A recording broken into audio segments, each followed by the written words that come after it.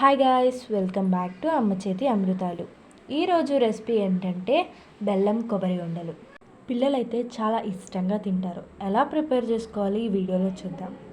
First కొబ్బరికాయలు తీసుకొని ఈ విధంగా కొబ్బరికాయ మీద ఉన్న పెంక్ అనేది తీసుకొని పక్కకు తీసుకోండి. ఏ విధంగా కట్ చేస్తున్నానో చూసుకోండి. ఈ విధంగా కట్ చేసుకున్న తర్వాత పక్కకు తీసుకోండి.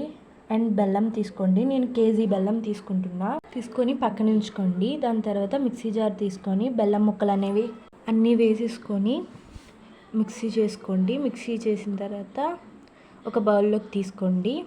అదంతా ఈ విధంగా బౌల్లోకి తీసి పక్కన ఉంచుకోండి. ఒక బౌల్ తీసుకొని బెల్లం వేసుకోండి.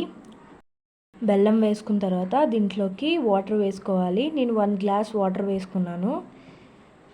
ఒక 5 మినిట్స్ వరకు ఈ విధంగా ఉడకనివ్వాలి. ఈ టెక్స్చర్లోకి మారాలి.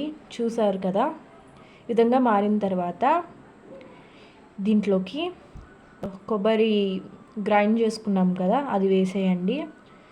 వేసేసి ఒకసారి అలా ఒక 5 మినిట్స్ వరకు కలుపుతూ ఉండాలి. కలుపుతూ ఉడికించాలి. ఈ విధంగా కలుపుతూ ఉండాలి. 5 నిమిషాలు అయిపోయిన తర్వాత దీంట్లోకి శనగ పలుకులు అనేవి వేసుకోవాలి. వేపి వేసుకోండి. శనగ పలుకులు వేగినవి వేసుకున్న తర్వాత చల్లారిన తర్వాత ఒక బౌల్లోకి తీసుకోండి. ఈ విధంగా ఉండలు చేసుకోండి. చూసారు కదా, ఒక మీడియం సైజులో తీసుకొని పెట్టుకోండి.